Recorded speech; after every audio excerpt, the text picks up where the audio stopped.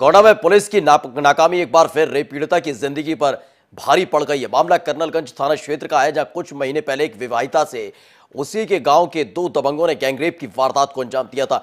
इतना ही नहीं, उसके बाद भी दबंग महिला को ब्लैकमेल कर रेप करते रहे। पीड़िता ने इस बात की शिकायत पुलिस से भी की थी, लेकिन पुलिस की कार्रवाई केवल केस दर्ज करने तक ही सीमित रही।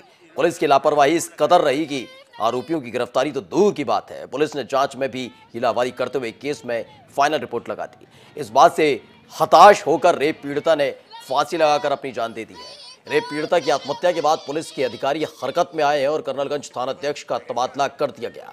साथ ही मामले की जांच के आदेश दिए गए। फाइनल रिपोर्ट लगा दिया।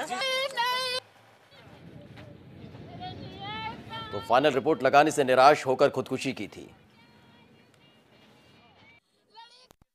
तो आदमी ने जी रेप किया और ब्लैकमेल करके कई बार रेप किया। सर मैं बाहर रोहतक में नौकरी करता था।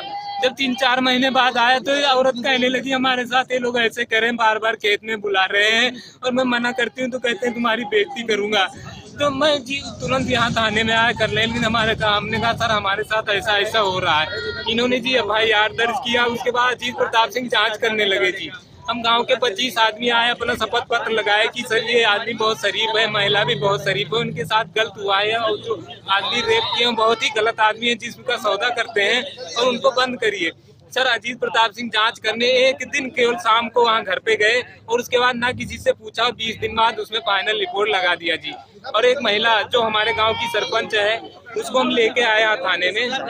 तो सर अजीत प्रताप बोले एक औरत के 80 मर्द होते हैं और मैंने फाइनल लगा लिया। हमारा क्या कर 14/1/19 को श्रीमती अनीता पाठक वाइफ ऑफ आनंद कुमार पाठक जानकी पंडित का पूर्वा थाना कर्नलगंज की आत्महत्या किए जाने की सूचना प्राप्त हुई। इस संबंध में घटनास्थल पर जाने पर यह जानकारी हुई है कि इनके द्वारा माह अगस्त 18 में एक मुकदमा लिखाया गया था बलात्कार का 2 व्यक्तियों के विरुद्ध, जिसकी विवेचना करने के बाद मामले में FIR लगा दी गई थी। उससे असंतुष्ट होकर के वादी पक्ष ने विवेचना क्राइम ब्रांच से कराना चाहा, जिस पर तत्कालीन पुलिस अधीक्षक द्वारा ये विवेचना क्राइम ब्रांच को सुपुर्द की गई थी। क्राइम ब्रांच के द्वारा भी इस विवेचना में FIR की पुष्टि की गई। पुनः संतुष्ट न होने पर वादी पक्ष द्वारा इस प्रकरण की शिकायत माननीय उप महानिरीक्षक से की गई, जिनके द्वारा इस संबंध में अपर पुलिस अधीक्षक गोंडा को जाँच दी गई थी। अभी वो जांच उनके द्वारा पूरी नहीं की गई है, पूरी की जा रही है। इस संबंध में जानकारी होने पर मेरे द्वारा दोनों विवेचक परमानंद तिवारी और अजीत प्रताप सिंह को निलंबित कर दिया गया है और कर्नलगंज के प्रभारी निरीक्षक को वहां से स्थानांतरित कर दिया गया है। सरकार भले ही कानून व्यवस्था चुस्त दुरुस्त करने की बात कर रही हो, लेकिन गोंडा में कानून व्यवस्था कहीं न कहीं बदतर होती चली जा रही है। ताजा मामला कर्नलगंज थाना क्षेत्र का है, जहां एक रेप पीड़िता महिला के साथ दुष्कर्म हुआ। उसके बाद उसकी FIR दर्ज हुई और जांच शुरू हुई। इस जांच पूरी क्राइम ब्रांच को दी गई, जहां पर क्राइम ब्रांच की टीम ने उसमें फाइनल रिपोर्ट लगा दी, जहां उस जो पीड़िता महिला थी उससे नाराज होकर उसने फांसी लगा ली। इससे पहले भी वो महिला अपने पति के साथ विधानसभा जाकर आत्महत्या करने का प्रयास कर चुकी है। अब देखने वाली बात होगी कि कहीं ना कहीं जो पुलिस की भूमिका नजर आ रही है, कहीं ना कहीं इस पूरे मामले में संदिग्ध नजर आ रही है। गोंडा से सनीश श्रीवास्तव, नेशनल वॉइस। और हमारे साथ हमारे सहयोगी सनीश जुड़ चुके हैं। सनीश, क्या गोंडा में तमाशा चल रहा है कानून के नाम पर? जी बिल्कुल, बता दें जिस तरीके से पुलिस का रवैया है, कहीं ना कहीं ये तमाशा पूरी तरीके से बनाने पे तुली हुई है। पुलिस आए दिन ऐसी बड़ी बड़ी घटनाएं जो होती रहती है। अभी कुछ महीने पहले ही ऐसा एक मामला सामने आया है, रेप का ही मामला था। उसके साथ रेप हुआ था और जो मुकदमा लिखा गया था वो छेड़खानी का लिखा गया था और ये ताजा मामला भी फिर आ गया है। ये मामला कर्नलगंज थाना क्षेत्र का है, जहाँ पर ये पीड़ित महिला के साथ रेप दुष्कर्म हुआ। 2 लोगों ने इसके साथ दुष्कर्म किया, जो कि इसका पति बाहर रहता है। आने के बाद इसको धमकाते रहे। इसका पति आया, उसने अपनी पूरी बात बताई और बात बताने के बाद ये लोग न्याय की गुहार लगाने के लिए मुख्यमंत्री के वहां पर भी पहुंचे। वहां पर भी उसने अपनी पीती सुनाई और विधानसभा के सामने आत्महत्या करने का प्रयास भी किया। हालांकि वहां से समझा बुझा के किसी तरह इसकी जो जांच थी यहाँ के गोंडा के एडिशनल SP को दी गई, जिसकी वजह से जांच की गई। क्राइम ब्रांच जो थी वो जांच कर रही थी, जिसने पूरी फाइनल रिपोर्ट लगा दी। जिससे जो रिपोर्ट लगाई वो गलत रिपोर्ट लगा दी, जिसके कारण महिला जो असंतुष्ट होकर उसने फांसी लगा ली। तो कहीं ना कहीं ये पूरे मामले पर पुलिस की जो भूमिका है, क्राइम ब्रांच की जो भूमिका है, कहीं ना कहीं सनीश आपसे जानना चाहेंगे, जो पहले पुलिस ने जांच पड़ताल की थी उसमें विवेचक कौन था? क्राइम ब्रांच की तरफ से हुआ तो उसमें क्या रोल था इसका? अजीत सिंह का जो वहां का दरोगा रहा है, कौन है ये व्यक्ति जिसकी सरपरस्ती में ऐसे गुंडे माफिया दरिंदे पलते हैं? जी बिल्कुल बिल्कुल, ये जो दोनों आरोपी हैं, ये कहीं ना कहीं दबाव बना रहे थे उस महिला के ऊपर, और ये इससे तंग आकर इसने आत्महत्या की है। फिलहाल जो पुलिस का रवैया, ये अजीत सिंह और ये परविंदर सिंह, ये दोनों ही इस केस में पीड़ित के पति का आरोप था कि किसी न किसी से पूरी तरीके से जो कार्रवाई की गई है, ये जो रिपोर्ट लगाई गई है, पूरी तरीके से गलत रिपोर्ट लगाई गई है, जिससे नाराज होकर मेरी बीवी ने आत्महत्या की है। जी सनीश, इसके बाद तो अभी आलाधिकारी ये कहते नजर आए कि एक और जांच पड़ताल चल रही थी, उसी बीच एक कदम उठा लिया गया। शर्मसार करने वाला नहीं है? कैसे चेहरे को अपने देख पाएंगे शीशे में? आईने उठाकर कैसे देख पाएगी गोंडा की पुलिस? जी जी बिल्कुल, ये बात बिल्कुल सही है प्रज्वल आपकी, कि कहीं ना कहीं जो गोंडा की जो पुलिस है, वो इसका जो चेहरा है बिल्कुल अलग नजर आ रहा है। हर एक मामले हो, अभी सिटी में इतनी बड़ी घटनाएं हो गई, बड़े मामले हो गए, लेकिन जो पिछले कप्तान थे उन्होंने उसको नहीं हटाया। 1.5 साल एक थाने पे लोग, एक पुलिस वाला वही मौजूद है, तो कहीं ना कहीं भ्रष्टाचार बिल्कुल चरम पे है गोंडा में। जी तबादले से क्या होगा? ये पूछा आपने एसपी से कि तबादले से क्या हो जाएगा? उस महिला की जान वापस लौट आएगी क्या? उसकी आबरू वापस लौट आएगी? कार्रवाई के नाम पर निलंबन क्यों?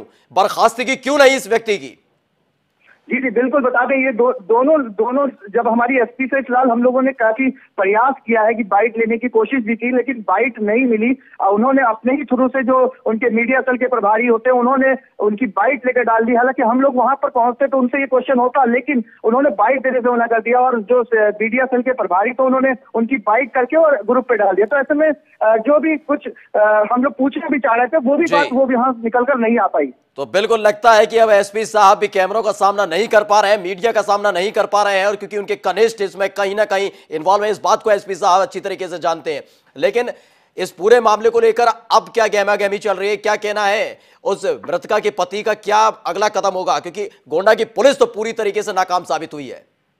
जी बता दें, पुलिस जो पति है उसका बिल्कुल तरीके से रो के उसका बुरा हाल है। वो भी अब मतलब इतना दौड़ने भागने के बाद वो भी तंग आ चुका है कि अब मैं भी खुद आत्महत्या करने के मूड में हूँ। हमसे लोग से पर्सनली बात करके सब चीजें बता चुका है कि हम लोग एकदम बिल्कुल तरीके से टूट चुके हैं उन दबंगों के आगे। पुलिस जो की है नतमस्तक हो चुकी है। जिस तरीके की रिपोर्ट लगाने से उसकी बीवी की जो जान गई है वो वापस तो नहीं आएगी, लेकिन जिस तरीके से पुलिस का रवैया था, कहीं ना कहीं वो व्यक्ति उससे नाराज जरूर है। जी तो बिल्कुल गोंडा के थाने, चौकी, आला अधिकारियों के जो तमाम ऑफिस हैं, वहां पर लिख देना चाहिए कि महिलाएं, छात्राएं और जो बच्चियां हैं गोंडा छोड़कर चली जाए, क्योंकि यहां की पुलिस पूरी तरीके से नाकारा साबित हो गई है। क्यों सनीश?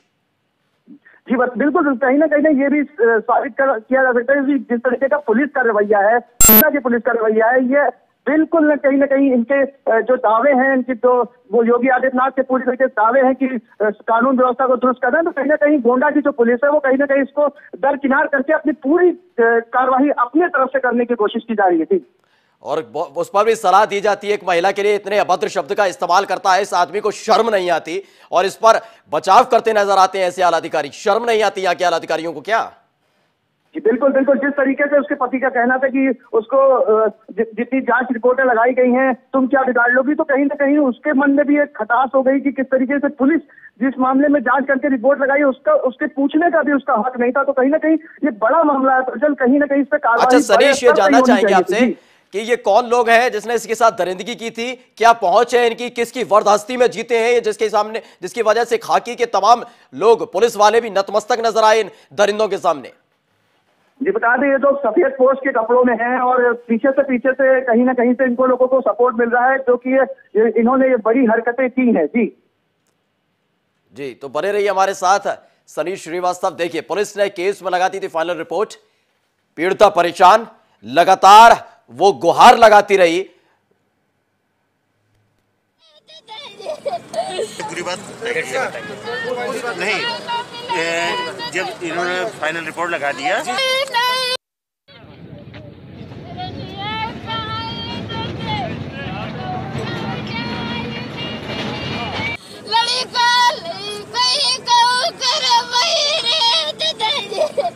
पूरी बात नहीं, जब इन्होंने फाइनल रिपोर्ट लगा दिया।